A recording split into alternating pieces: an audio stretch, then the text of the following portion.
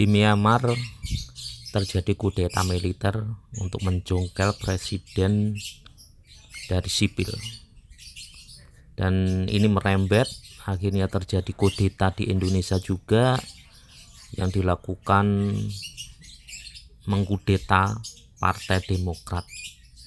Kita akan coba melihat apa yang terjadi di Indonesia. Ini adalah pidato daripada SBY tentang Demokrat yang telah dikudeta oleh pihak Muldoko yang dipersepsikan adalah pihak istana. Kita lihat ya, kalau di Myanmar itu ada kudeta militer, di Indonesia ada kudeta partai.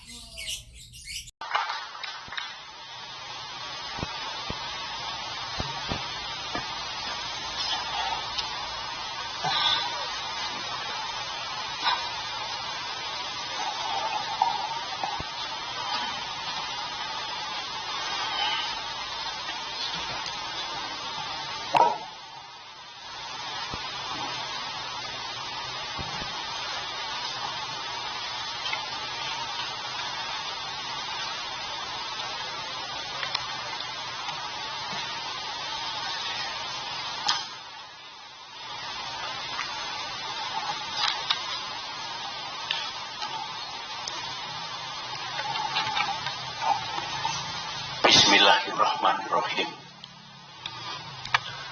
Saudara-saudara, hari ini kami bergabung. Partai Demokrat bergabung. Sebenarnya bangsa Indonesia juga bergabung.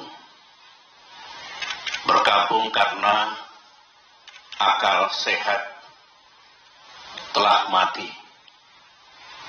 Sementara keadilan, supremasi hukum, dan demokrasi sedang diuji. Hari ini 5 Maret 2021, KLB Partai Demokrat abal-abal, KLB yang tidak sah dan tidak legal, telah digelar di Deli Serdang, Sumatera Utara.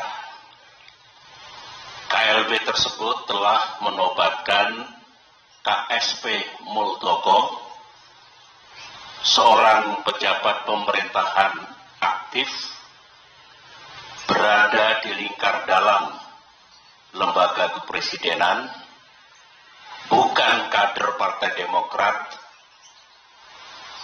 alias pihak eksternal partai,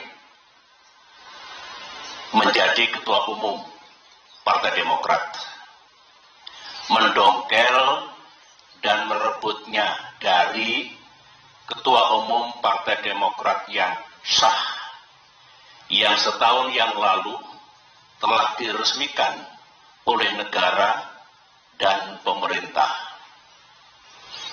1 bulan yang lalu, kita semua masih ingat ketika Ketua Umum Partai Demokrat AHY secara resmi mengirimkan surat kepada Yang Mulia Bapak Presiden Jokowi tentang keterlibatan KSP Muldoko dalam gerakan penggulingan kepemimpinan Partai Demokrat yang sah. Dan setelah itu, Ketum AHY juga menyampaikan kepada publik tentang gerakan kudeta ini. Banyak tanggapan yang bernada minir dan miring. Mereka mengatakan Demokrat hanya mencari sensasi. Demokrat hanya play victim. KSP Muldoko mengatakan itu hanya ngopi-ngopi. Pelaku gerakan mengatakan itu hanya rapat-rapat biasa. Sementara itu kita juga masih ingat ada pula yang punya keyakinan bahwa KSP Muldoko pasti mendapatkan sanksi dari atasannya karena ulahnya itu. Ada pula yang mengatakan KLB ilegal tersebut tak mungkin diberikan izin dan pasti akan dibubarkan oleh pihak kepolisian. Negara pun tak mungkin membiarkan dan membenarkan. Itu tanggapan dan komentar sekitar 1 bulan yang lalu. Tetapi hari ini sejarah telah mengabadikan apa yang terjadi di negara yang kita cintai ini. Memang banyak yang tercengang, banyak yang tidak percaya bahwa KSP Muldoko yang bersekongkol dengan orang dalam benar-benar tega dan dengan darah dingin melakukan kudeta ini. Sebuah perebutan kepemimpinan yang tidak terpuji, jauh dari sikap kesatria dan nilai-nilai moral, dan hanya mendatangkan rasa malu bagi perwira dan prajurit yang pernah bertugas di jajaran Tentara Nasional Indonesia. Termasuk rasa malu dan rasa bersalah saya yang dulu beberapa kali memberikan kepercayaan dan jabatan kepadanya. Saya memohon ampun kehadirat Allah Subhanahu wa Ta'ala, Tuhan yang Maha Kuasa, atas kesalahan saya itu. Sebagai seorang yang menggagas berdirinya Partai Demokrat, termasuk yang membina dan membesarkan partai ini dan bahkan pernah memimpinnya, tak pernah terlintas dalam pikiran saya bahwa Partai Demokrat akan dibeginikan. Saya benar-benar tidak menyangka, karena sewaktu selama 10 tahun saya memimpin Indonesia dulu, baik secara pribadi maupun Partai Demokrat yang saya bina, tidak pernah mengganggu dan merusak partai lain seperti yang kami alami saat ini. Saudara-saudara, saya tahu bahwa Ketua Umum Partai Demokrat AHY yang terus-menerus memimpin upaya untuk mempertahankan kedaulatan partai telah mengeluarkan berbagai pernyataan. Namun malam ini dalam kapasitas saya sebagai Ketua Majelis Tinggi Partai Demokrat, sebuah lembaga tertinggi dalam kepengurusan Partai Demokrat, saya perlu menyampaikan pernyataan dan penjelasan secara resmi guna merespons KLB Deli Serdang hari ini. Mengapa saya harus mengeluarkan pernyataan pada malam hari ini? Karena sesuai dengan AD dan ART Partai Demokrat tahun 2020 yang telah disahkan oleh negara dan pemerintah melalui Kemenkumham, Kongres Luar Biasa atau KLB sebenarnya lebih menjadi domain Majelis Tinggi Partai, bukan domain ataupun kewenangan Ketua Umum Partai Demokrat. AD dan ART sesuai dengan undang-undang partai politik yang berlaku saat ini adalah peraturan dasar bagi kehidupan partai politik. Sama halnya dengan undang-undang dasar atau konstitusi yang berlaku bagi negara, yang baik itu undang-undang dasar maupun anggaran dasar mengikat secara hukum. Karenanya, segala kegiatan partai yang tidak sesuai dan bertentangan dengan AD dan ART adalah tindakan yang ilegal atau melawan hukum. Mari kita lihat, apakah KLB Deli Serdang tersebut legal atau sah secara hukum?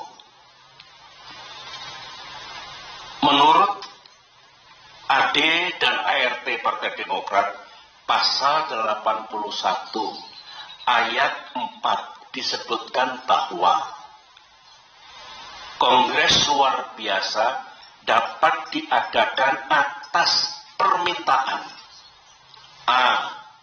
Majelis Tinggi Partai, atau B. sekurang-kurangnya 2/3 dari jumlah Dewan Pimpinan Daerah dan 1/2 dari jumlah Dewan Pimpinan Cabang serta disetujui oleh Ketua Majelis Tinggi Partai. Mari kita uji sekarang, apakah KLB Deli Serdang ini sah secara hukum. Ingat, negara Indonesia adalah negara hukum. Pasal 1 Undang-Undang Dasar 1945. Majelis Tinggi Partai yang saya pimpin dan kini berjumlah 16 orang tidak pernah mengusulkan kongres luar biasa. Jadi syarat pertama sudah gugur. Dewan Pimpinan Daerah yang mengusulkan KLB minimal 2/3 dari 34 Dewan Pimpinan Daerah. Kenyataannya tidak satu pun yang mengusulkan, berarti 0. Jadi tidak memenuhi syarat yang kedua. Dewan Pimpinan Cabang yang mengusulkan KLB minimal 1/2 dari 514 DPC. Kenyataannya hanya 34 DPC yang mengusulkan, berarti hanya 7% dari seharusnya minimal 50%. Jadi tidak memenuhi syarat yang ketiga. Usulan DPC dan usulan DPD dan DPC harus mendapatkan persetujuan Ketua Majelis Tinggi Partai, dan saya sebagai Ketua Majelis Tinggi Partai tidak pernah memberikan persetujuan atas pelaksanaan KLB ini.